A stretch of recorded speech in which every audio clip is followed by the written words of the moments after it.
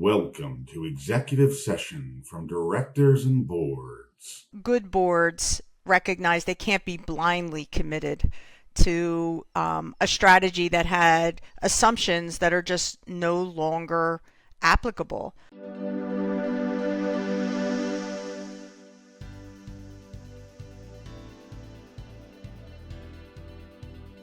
Hello and welcome to Executive Session, the official podcast of Directors and Boards. I'm your host, Bill Hayes, Editor-in-Chief of Directors and Boards. We just heard from Jane Scaccetti, Director and Chair of the Audit Committee of Penn Entertainment, on the board's role in course correction, credibility, and shareholder trust.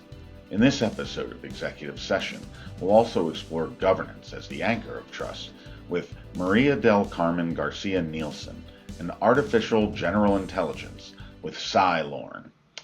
Trust has become one of the most valuable and fragile assets a company possesses. As stakeholder expectations continue to evolve, boards are being called upon not only to oversee performance, but also to establish the credibility, transparency, and accountability that underpin long-term success. In this segment, we'll explore what it means for governance to serve as an anchor of trust, and what directors can do when that trust begins to erode. We will be speaking with Maria del Carmen Garcia Nielsen, Director of Mibanco, founder and president of Wharton Alumni for Boards, and author of the Directors and Boards article, The New Stewardship, Governance as the Anchor of Trust. Maria, in your article, The New Stewardship, Governance as the Anchor of Trust. As the title says, you state that governance is increasingly becoming the anchor of trust for companies. In practical boardroom terms, what are the clearest signals that a board is actively building trust with stakeholders rather than simply assuming it already exists?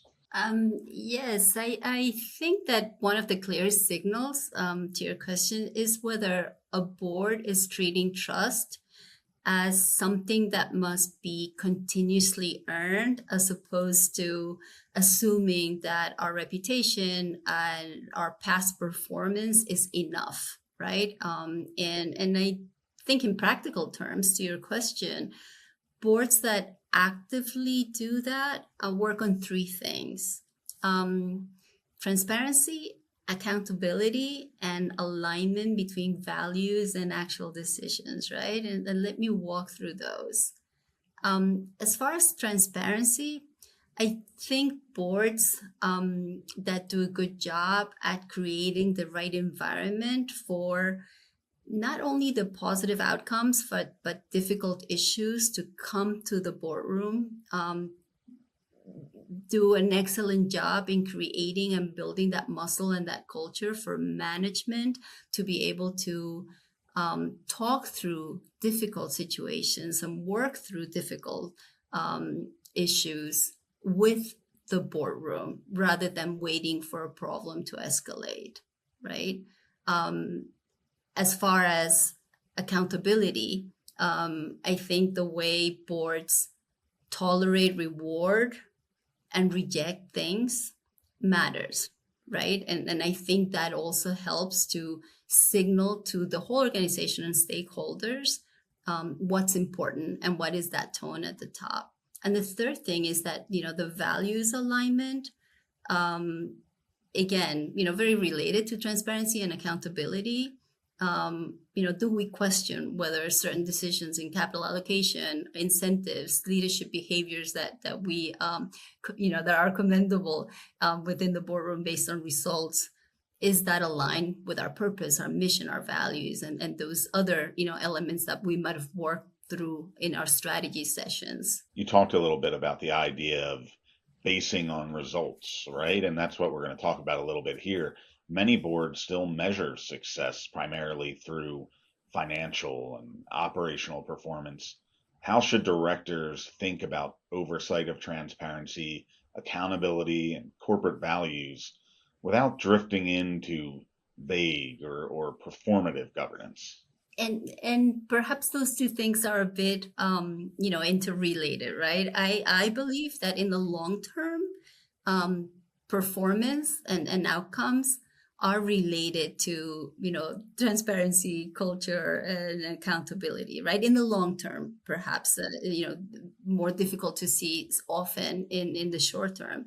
But I think one of the unique things that boards and directors bring to the conversation are that we're able to put on sort of our high beams, as in, when we're driving, right, in a dark road in a car. Because often with management, and I've held that management roles, we're very immersed in our expected outcomes, in execution timelines, in carrying out, the plan as expected, right? And so it's important for the board to come in and take a step back and question and revisit whether, those outcomes are within the realms of our purpose, our mission, our vision, without just being, a phrase that is parked or in a poster somewhere outside, right? And especially today in an environment where change and velocity, you've talked in directors and boards on about BANI, right? The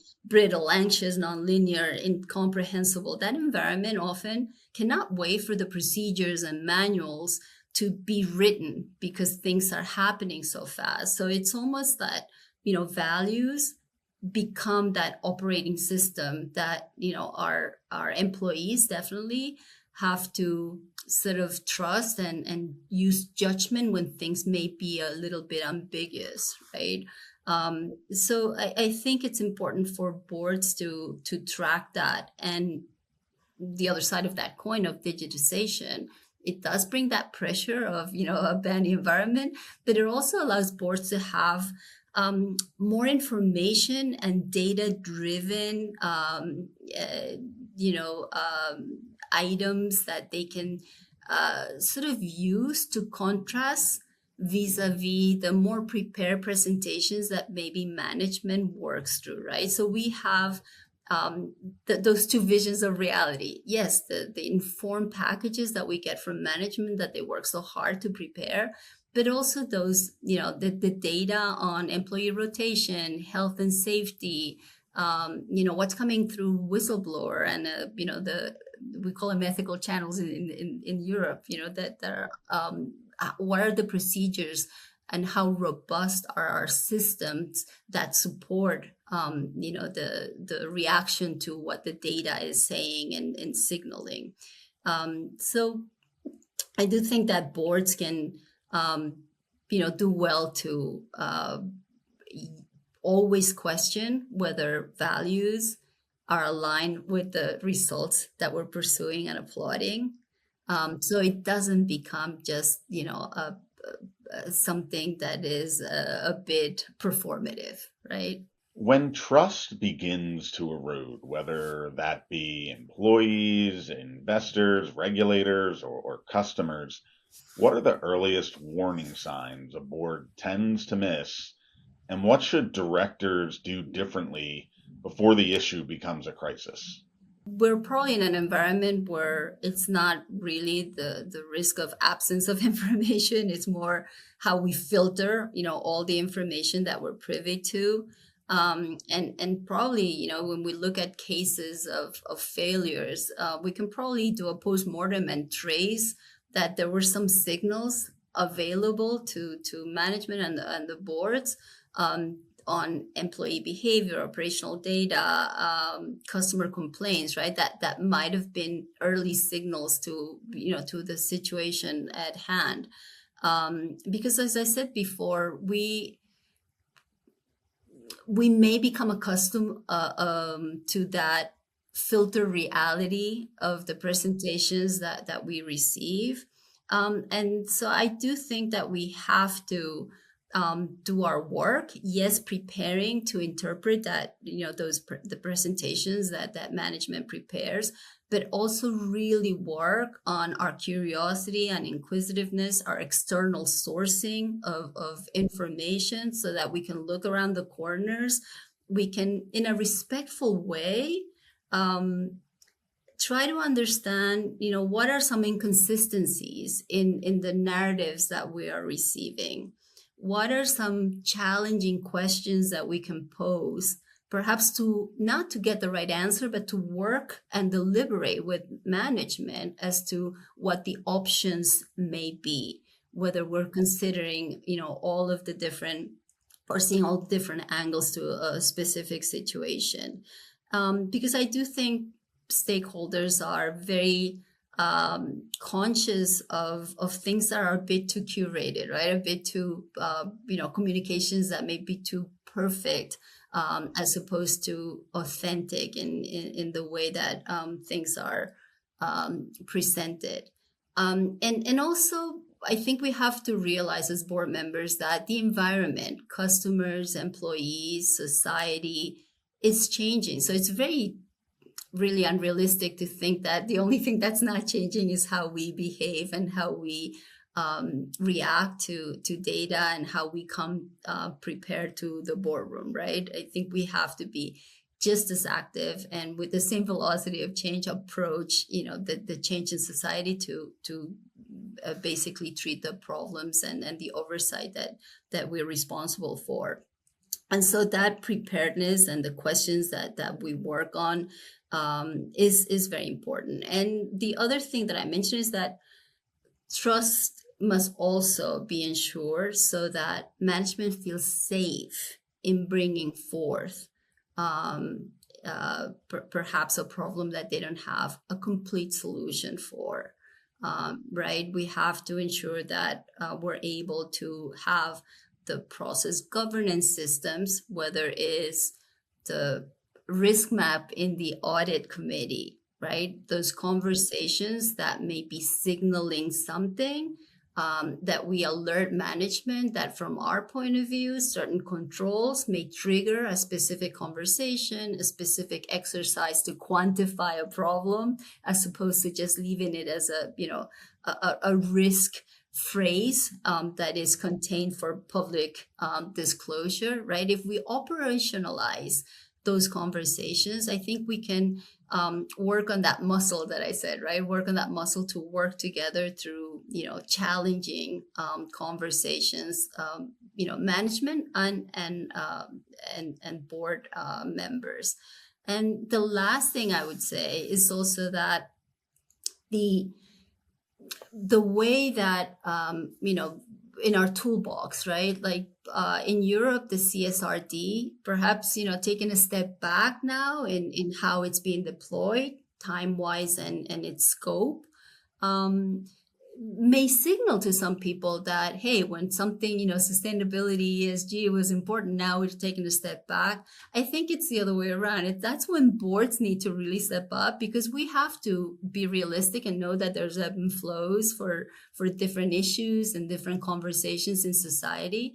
But what remains constant is really our purpose, our mission, our vision, that insistence on always ensuring that we're doing right by the things that we want to stand for, right? I think that, regardless of what dictates, whether it's political or regulation, I think boards need to do their own work on setting that, that way and the pattern or behavior. It's not something that we can outsource to regulators or to directives. So I think that's, to your question on when trust erodes, right? I think if we're constant in the work that we have to do, in the challenges, and being perhaps audacious in the conversations that we must affront, we can be early enough to curtail some problems that we may face if not. That was Maria del Carmen Garcia Nielsen. Next up, we will speak with Jane Scaccetti. One of the toughest challenges in governance is knowing when a strategy that once made perfect sense no longer fits the realities of the market. For directors, the question isn't just whether to change course, but how to recognize the need for a pivot early, communicate it effectively, and maintain stakeholder confidence throughout the transition. In this segment, we'll discuss the board's role in navigating strategic course corrections and the leadership behaviors that help organizations adapt without losing trust with Jane Scaccetti, Director of Penn Entertainment. Jane, boards often approve a strategy based on the best information available at the time. What separates boards that recognize early that circumstances have changed from those that stay committed to a strategy for too long? Bill, it's a great question. Boards need to be committed to a strategy, but good boards recognize they can't be blindly committed to a strategy that had assumptions that are just no longer applicable. So they have to distinguish, and that's not always easy in and of itself, right? You need to distinguish between short-term noise and what has actually changed. What facts have changed that should result in us changing that strategy. Not every disappointing quarter means that you need to change the strategy. Sometimes you need to dig a little bit deeper to ask those questions like, should we be doing a strategic pivot without abandoning the goal, but do it in a different way? So it's just recognizing that something has changed, facts have changed, and that the original strategy is not the strategy or the path that we should be pursuing now. So, what do good boards do? They first ask, what would have to be true for this strategy to work, and what are we seeing that might suggest those conditions no longer exist? And so when a company needs to change course strategically, how candid should a company be about the prior strategy? What do you think? Bill, this is a difficult thing to maneuver, right? Because public companies need to be candid enough to be credible, but they can't be looking like they're backward looking so that the discussion becomes, a blame exercise. Did the CEO not produce? Should the CEO be changed? You really need to have credibility by saying our goal is to explain what changed, what we learned, and why a new path is better. So the credibility requires you to have candor with your shareholders and your stakeholders, but candor doesn't mean that it's a confession. You're not saying that wow, the board should help. The board did a mistake. You have to be candid with them and say, here's what we believed, here's what changed, here's what we learned, and here's what we're going to do differently. This is a time where tone really matters. You want to be direct, you want to be disciplined, you want to be forward-looking. Defensive language just creates suspicion. Over apologizing, that just sounds like you can't be trusted or things are unstable. And you can't also be overconfident because then you're tone deaf, because you need to say what has changed and why you are doing what you're doing, what this pivot is, and keep it forward looking. Investors and employees, they can lose trust quickly when a company reverses direction. How should boards think about shareholder trust during a pivot? This is something that I have seen that I think is crucial. I have seen boards speak to shareholders only and not focus on what that message is to their employees. And so, trust isn't just built by messaging alone. This isn't about spin. This isn't about how do we say it in such a way that, our investors won't abandon us or call for heads to be rolled, right? It really is about keeping the messaging consistent. Employees and investors will listen for different things, but both want coherence. They want, investors want to know you're disciplined, you're being accountable, you're still creating value. Employees want confidence. They want clarity. They want a reason to believe in the organization, and they want to believe that the organization knows where it's going. So boards should look for a narrative that's consistent. Do the proxies, the earnings calls, the investor decks, the employees' communication, even your compensation decisions, they all have to tell the same story. It has to say, this is tied to this strategy, but the strategy has changed, so our incentives going forward have to change for them to be real. So all of this is woven together, but there are different things that those constituents are looking for. Again, the investors want to hear about discipline and accountability. They want to know that you are trying to improve the value of the company that they own. Employees, they want to know you've got this, that this is not you spinning out of control, but that you are in a controlled situation moving forward. That was Jane Scaccetti. Next, we will talk with Sy Lorne. Artificial intelligence is rapidly moving from a productivity tool to a decision-making force inside corporations, raising profound questions for boards about oversight, accountability, and the future role of human judgment. As companies deploy AI in increasingly consequential areas, directors must grapple not only with today's risks around bias and governance, but also with longer-term questions about how AI could reshape the very foundations of corporate decision-making. In our final segment, with Sy Lorne, Director of Teledyne Technologies, we'll explore what effective board oversight of AI should look like now and what directors should be preparing for next. So, Sy, boards are being told that advanced AI systems can reduce human bias, but many directors worry that bias is simply being hidden inside code and data. From a governance standpoint, what should boards today be asking management about how AI systems are trained, tested, and audited so that bias risk is real oversight, not just a compliance checkbox? Good question, and like a lot of these questions, particularly in this area, depends on the company to some extent. I mean, if I'm a director of Alphabet and Google's AI is outward looking, if you will, and whatever biases may be in there, we've been reading in the paper the last couple of days about the AI interface with customers and how it may lead customers to avoid mental health experts when they should get them, etc., with sort of disastrous consequences, allegedly in a couple of lawsuits. That's one set of questions. That I don't think that's what you're really focused on. More, I think we care about the internal utilization of AI.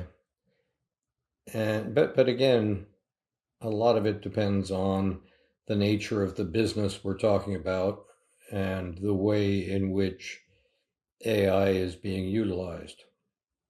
For example, I read an article yesterday or maybe this morning about the use of AI in internal audit. And it was discussing the ways in which, with AI, internal auditors, instead of using a sampling methodology, can look at everything. I don't think there are very many questions about bias that come out of that utilization of AI. On the other hand, if there are biases that adversely affect the results you're getting from AI, you do want to know about it. And it's certainly true in the abstract that artificial intelligence can eliminate the normal cognitive biases that we've all come to use and to some extent try to avoid interfering with judgments we make. But inevitably, it's true that the programmers who create the AI may well be importing their own biases into it. And beyond that, it's the nature of artificial intelligence, at least as we see it in 2026, that And we're still operating with large language models that are taking an inquiry and looking at vast amounts of data and taking the response step by step from that starting point. And the data they're trained on, the vast amounts of data the model looks at when it takes the next step, is going to have its own implicit cognitive biases. And if your database was the New York Times, you may get one set of responses about President Trump. And if it was the Wall Street Journal, you might get a different set of responses. And so there's a risk of sort of groupthink, if you will, if all of the data that the model looks at is created in the last, let's say, 3 or 4 years before the last presidential election, it would have thought of DEI, diversity, equity, inclusion, as a very important part of the decision-making process, and less important from a purely pragmatic perspective. I don't want to get into the ethical A's and B's of it all, but from a purely pragmatic perspective, you're not worried about getting in trouble with the Department of Justice for ignoring DEI today. You might worry about getting in trouble for paying too much attention to it. And if the data set you're working from has incorporated DEI elements into its analysis, you'd want to know that. And it's very hard to figure out what biases may have been imported. Now, from a director's perspective, you've got the age-old question of micromanagement and how much we get into it. If we're sitting in the boardroom and the head of the AI group is talking to us, we should be interested in how she is constructing the models. I'm assuming it's an internally constructed AI model.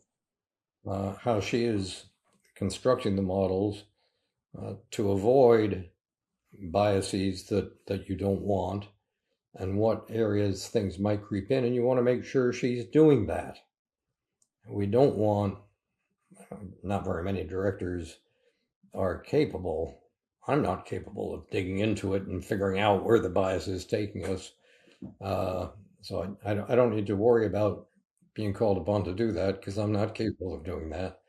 And on the boards on which I sit, I don't think right now anybody is. And I don't think you need to have somebody who is in the weeds of AI any more than you need somebody in the weeds of cybersecurity or any of the other hot topics. If somebody has a capacity that's useful on a board, but I don't think you need to have a cybersecurity director or an artificial intelligence director. So all of those factors go into it.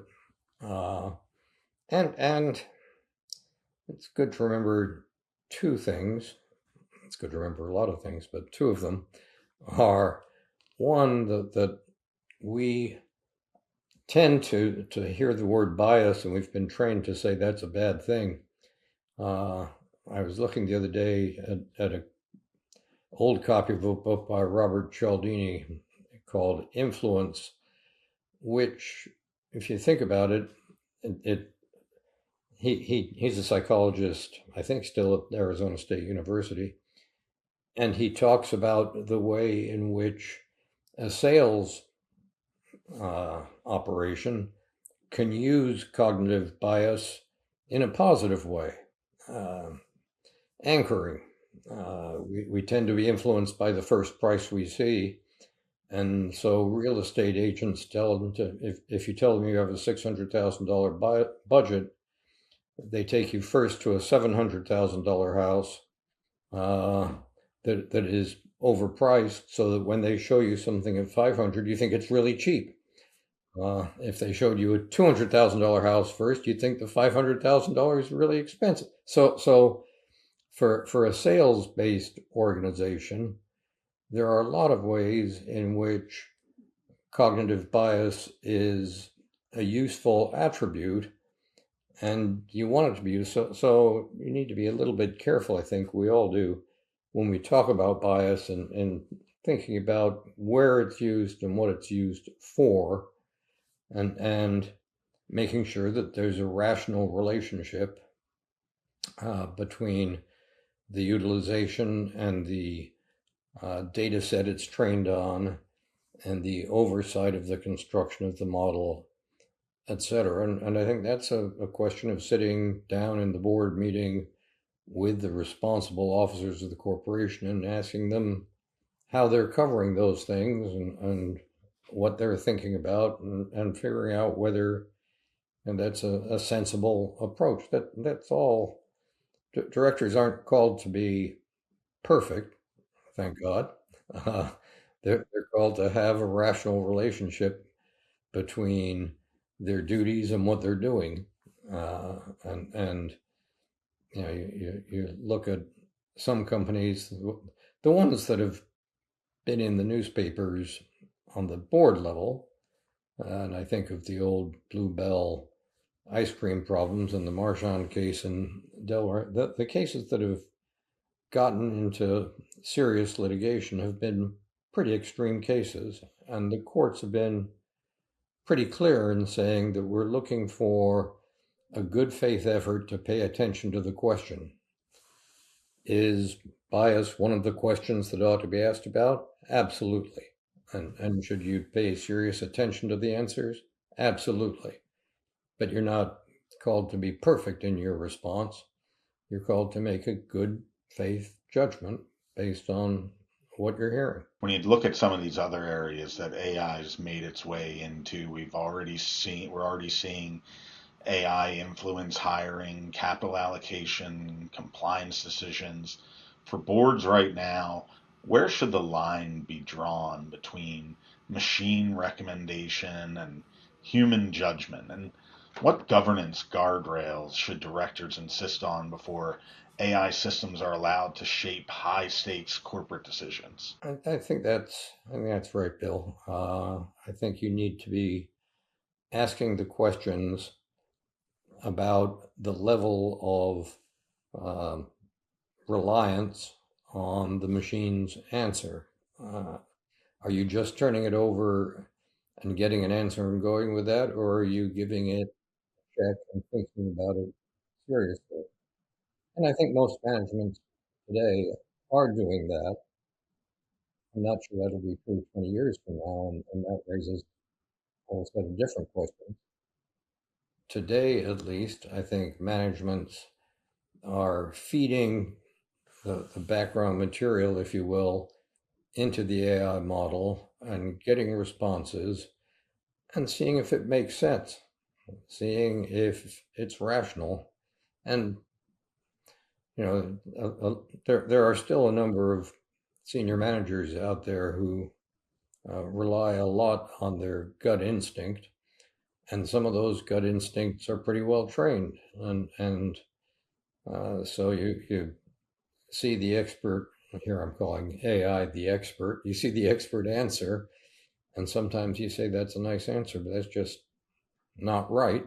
And then you need to get a little bit deeper and check. Your instincts may be wrong, the machine may be right, but if your instincts are contrary to what the machine is telling you, then you need to dig in and think about it and come to a decision. And it may well be a decision that is contrary to the machine. Okay, everybody. Well, thank you so much to Sy Lorne, Jane Scaccetti, and Maria del Carmen Garcia Nielsen. And thank you for joining us for this episode of Executive Session. Please look out for our next episode. And if you enjoyed this episode, make sure to share it with your friends and colleagues and let them know they can look for it on the Directors and Boards website. Also, make sure to check out directorsandboards.com, where you can get all the articles from our magazine, as well as so much more. You might also be interested in subscribing to our weekly newsletter, which you can get at our website. And when you visit the site, Make sure to check out all of our back episodes of Executive Session, which are also available wherever you get podcasts. And for the videocast version of the show, you can check out the new Directors and Boards YouTube channel. One last thing, the agenda for the Character of the Corporation 2026, being held November 12th in New York City, is available at the Directors and Boards website. Check it out today and get more details about the event. So once again, I'm your host, Bill Hayes, and until next time, consider this executive session closed.